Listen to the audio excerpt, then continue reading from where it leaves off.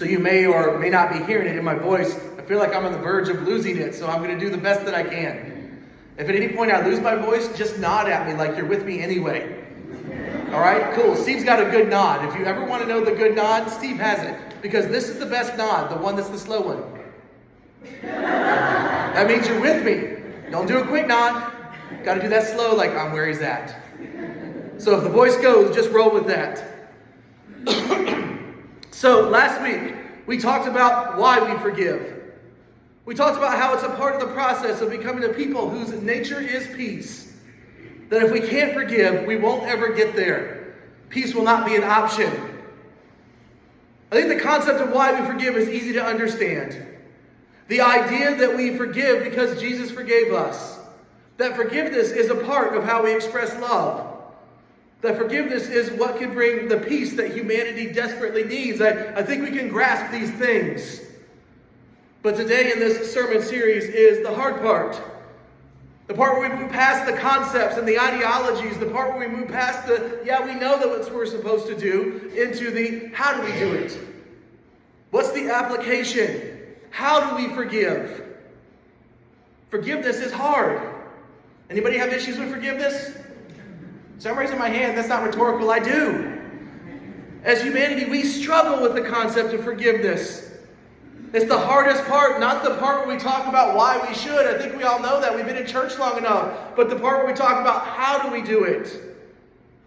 And today it might become a little harder based on how you understand forgiveness, what we're going to look at. But first up, before we get there, because I want us all to be on the same page, I want to ask you a question, and I've got my answers. But I want to hear what yours are, because oftentimes you think of things I don't. Why do we have issues forgiving? Come on. Selfishness. Selfishness, okay. Pride. What else? Feel like they don't deserve it. Feel like they don't deserve it? Anger. Do what? Anger. Anger? Come on, I know there's more than that. Misunderstanding. Misunderstanding? They haven't asked for it. Haven't asked for it? So we have a hard time forgiving ourselves. We have a hard time forgiving ourselves? Feeling ashamed.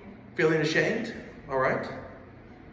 I don't want to keep putting you on the spot. Let me share with you my list. I've got some of the things that are on that you've shared. I also have some things that you have again shared that I didn't. But here's my list.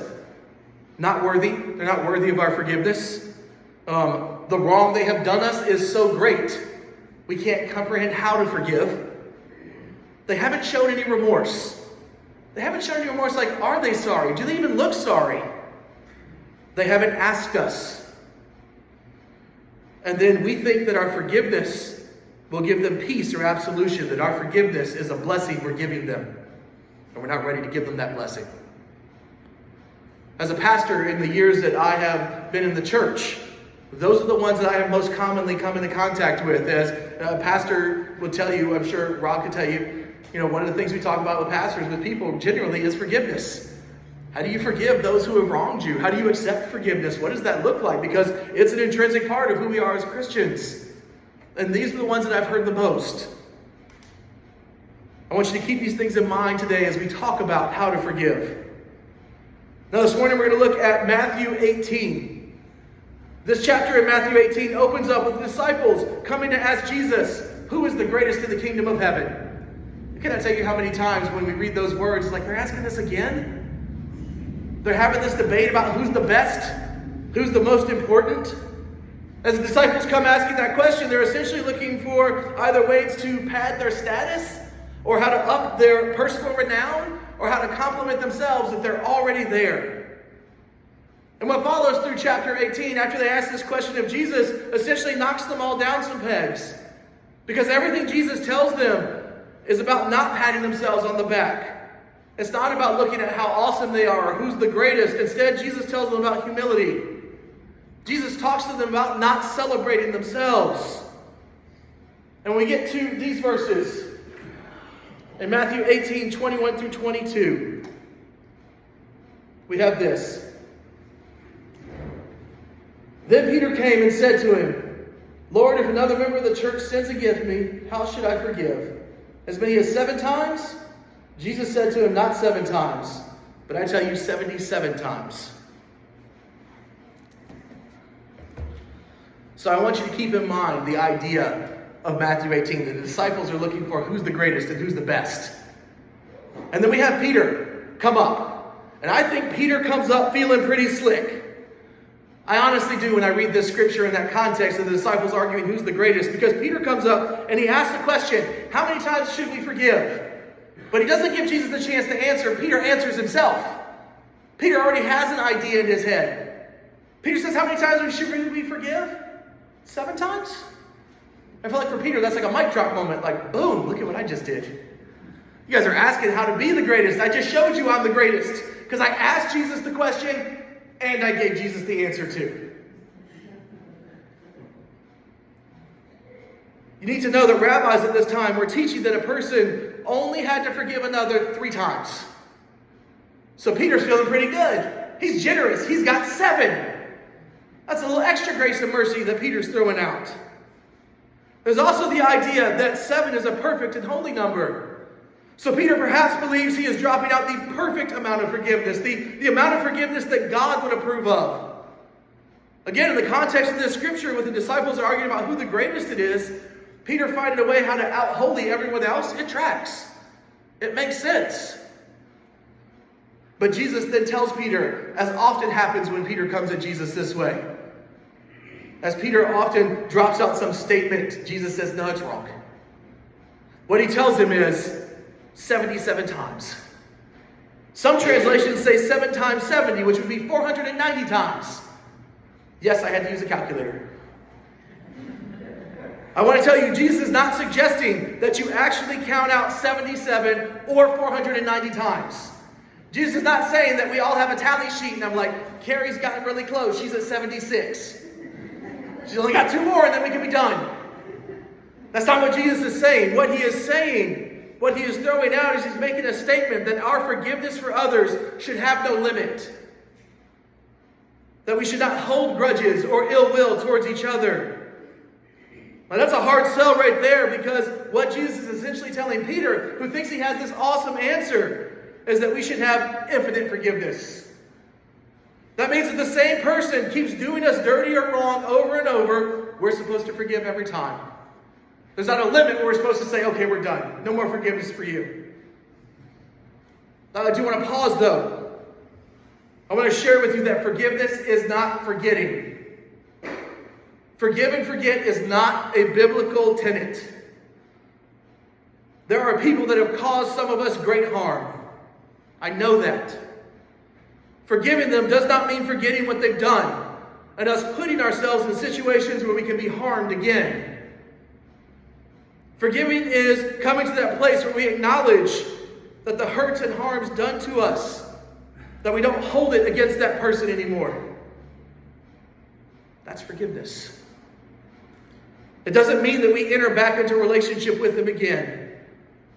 But if we choose to, it means that we build a new relationship with different parameters, because the old one is gone.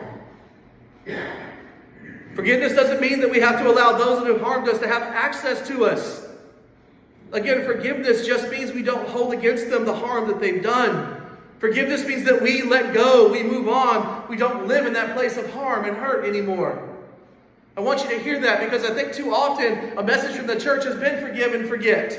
You forgive somebody and you go right back into a relationship with them. No. There are people that will cause you harm. There are people that have brought you harm. Forgiving them doesn't mean you give them a new chance to do it again. Forgiving them means I'm not holding it against you. But our relationship, our life will look different now, because you're not getting that access again. Everybody clear on that? We're on the same page? Now, if you jump back a few verses from where we started this morning to verse 15, you have Jesus telling the disciples that if someone sins against them in the community of God's people, they're to go to them and reconcile. So basically the impetus is on the one who has been wronged. You have Peter's statement that we just read where it says, how often should I forgive? We have other scripture that talks about if you're giving your offering and know that you have brokenness with a person, stop your offering, put it on pause, and go and try and be reconciled. You need to know that in the Bible, pretty much every place that Scripture teaches about forgiveness, the focus is not on those being forgiven. It's on the one doing the forgiving. That's what we need to understand and how to forgive. That's the hard part, honestly, is we have to take the focus off of those who have done us wrong. We have to take the focus off of what has been done to us and instead focus on ourselves. We need to be the focus of that forgiveness, of where it begins, of where it starts. I want to go back to that list that we talked about earlier about why we struggle with forgiveness. And let me remind you what we said. They're not worthy of forgiveness. The wrong or harm is so great we can't comprehend how to forgive. They haven't shown remorse. They haven't asked us. Or we think that our forgiveness will be a blessing to them, that it'll give them peace or absolution. Every statement that we came up with, or every statement that I wrote down, is focused on the other person. None of them seem to be focused on us. I want to share with you a couple of real-life perspectives on those that have brought us harm. 2 thoughts. The first one is, there are some people that may not know they have done us wrong. That does exist. There are some people who have brought us harm. There are some people who have done things to us, and they're not aware that they have done us wrong. Either they're not aware that we know it, or they're not aware that what they did was wrong to us. And they don't know that they need our forgiveness, so they may never ask for it. See how that's a problem? That's this group of people. I honestly think this group of people, if we understand that, we could jump on forgiveness that way. It's the second group of people that I think are the hard ones. It's the second group of people and what's going on that I think will cause us pause, that stop this process of forgiveness from happening.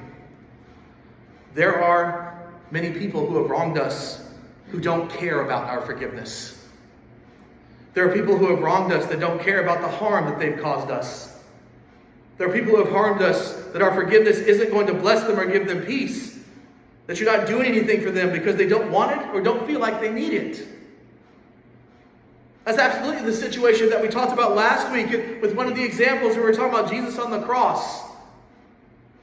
When we were talking about we need to understand that forgiveness isn't just for the people inside the community, it's for everybody. That the forgiveness of Christ on the cross was for the world. That was what was happening when we talked about the people that were trash-talking Jesus. And the people that were there casting lots for his clothes, the people running their mouths, the people that were coming just to see the spectacle, the people that were jeering and making fun and being nasty to him. No one there asked for forgiveness. No one seemed to want forgiveness. No one was worthy of forgiveness.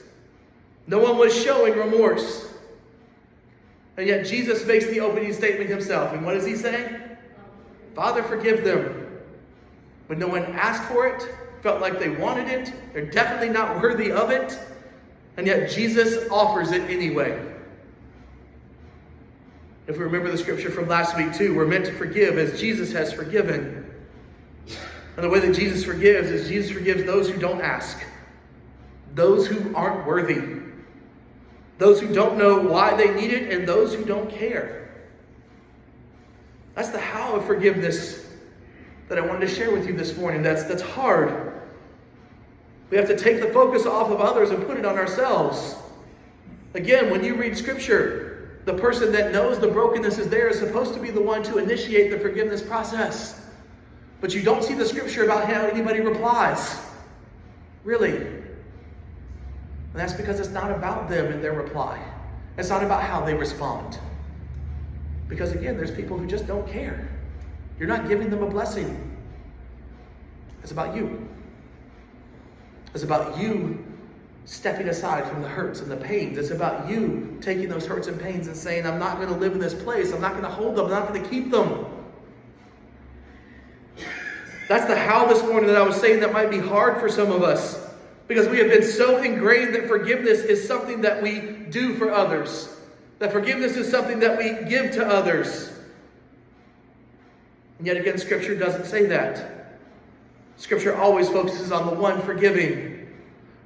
That Scripture with Jesus on the cross We don't really have any statements from the people that Jesus said, Father, forgive them. The focus is on Jesus and forgiveness. Our forgiveness doesn't begin with the other person who's wronged us. Our forgiveness begins with ourselves. Our forgiveness is initially focused on us.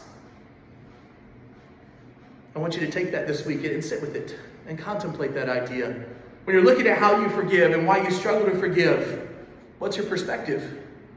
What's your understanding? Are you putting the impetus for forgiveness squarely on the other person, that they need to show something, they need to give you something, they need to do something so you can extend the forgiveness?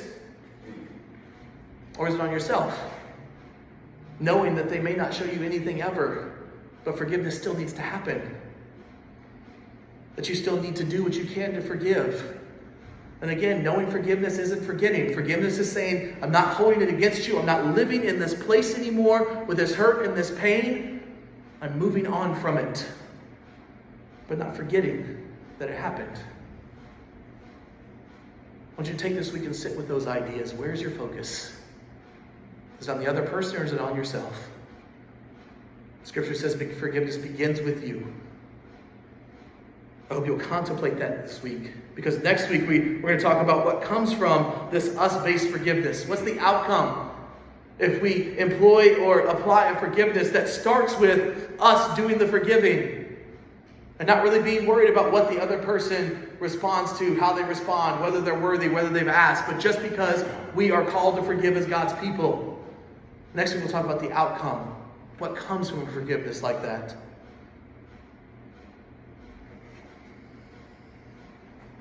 This morning, as we go into our time of communion, this communion time is a celebration of forgiveness.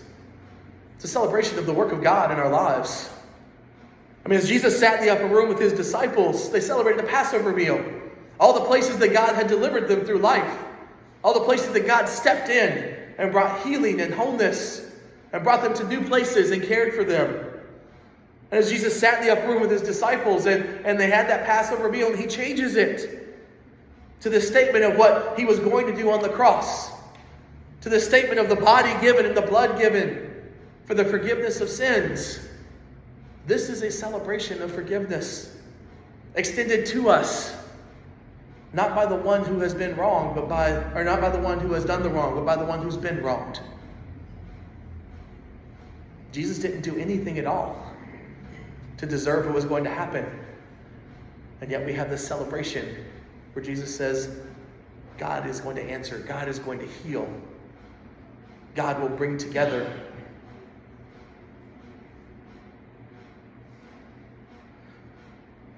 The table of bread is now to be made ready. It is a table of company with Jesus and all who love him. It is a table of sharing with the poor of the world, with